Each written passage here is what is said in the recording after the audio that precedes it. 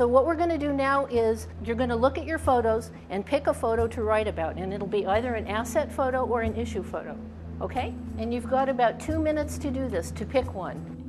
But we had worked with the kids in Richmond, and many of those kids didn't think they would live beyond the age of 20. They're living in a very tough world. From their perspective, if you don't think you're going to live beyond 20, what difference does it make if you smoke or do well at school? If you ask me to define stress, I would say stress is a circumstance where you don't know how to manage things. So we propose to do a study on hope, trying to show kids that they do have a future, with the idea that smoking and school performance and violence will work itself out if you feel you have a future. So the whole idea of hope to me is sort of a central idea, and it's very much related to the control of destiny idea, the idea that you have agency. Research has shown that people who live in highly distressed neighborhoods experience alienation, powerlessness, a sense of helplessness, and a decreased sense of purpose in their lives.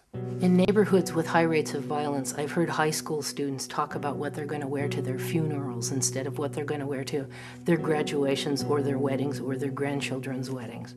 In adults, researchers study things like cardiovascular diseases and hypertension and cancers. But with youth, what we need to do is we need to study behaviors and attitudes that we know are risk factors for later health outcomes. So hope, control, to me these are all the kind of words that give people some aspiration that they can make a difference in the world. The Youth Empowerment Strategies Program, or the YES program, is an after-school program, and the goals of YES are to provide youth with an opportunity to experience power and control with other kids and with themselves in the community so that they can make positive community changes. The second thing you're going to write about is what's the issue or the asset in this photo. We invited fifth graders at 5 schools to volunteer for an after-school program in which they'd be able to do something to make their school and their neighborhood a better place. And we also told them they would receive a free camera and learn to become photographers. That's something that's pretty motivating for elementary school kids. Title, Old Man Poison. It is about a person drinking bad stuff. It makes me feel bad because they might be a designated driver and can get in a car crash. Making use of the cameras, they begin to explore their world through cameras, and then they write about their photographs and see the connection between the story of their photograph and the actual conditions that they live in. From that point, of course, everybody has different photos, and they need to come together as a group to develop consensus on how they're going to actually come up with a project as a group. Title, The Scary Place. The first thing I see in this picture are bad things. The issue about this picture is that it is dirty and has bad things. In this picture, you can see that somebody broke it. It makes me feel sad to know that we have a dirty and scary thing in our school. When we look at the projects that the groups produced, it's significant that 23 out of 26 of them had to do with social disorder. They were concerned about gangs, graffiti, violence in the community. You'll find gunshots and sometimes bullets, and you see bad things and it scares you. Several groups were concerned about being judged to be seen as bad people by their communities because of the physical condition of their schools. I think that the school should tear this down. I think that other people would feel sad too because of how dirty this is. The facilitators worked to help the kids to go deeper with their thinking and to make the connections between their lives and social conditions. Why do you think they would feel less scared?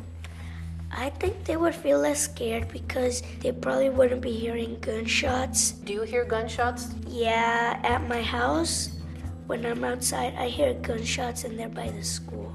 Okay. And I also hear some gunshot too.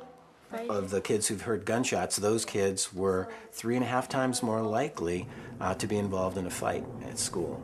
They were 11 times more likely to be sent home for disruptive behavior. 50% of the kids saw drug deals in their school or their neighborhood. And those kids were 6 times more likely to threaten or hit someone and 8 times more likely to be sent home from school. So it's a powerful effect of being exposed to violence. friends could help other friends solve fights so they won't fight. It impacts health because then you don't internalize a lot of the behaviors about feeling hopeless and feeling alienated from society. What it is that you do is you feel proactive and you realize that you have a say in how things can be. And so you engage in making things be that way. You become an agent of change. What are some things that you think we could do as a group project, to raise people's awareness about it?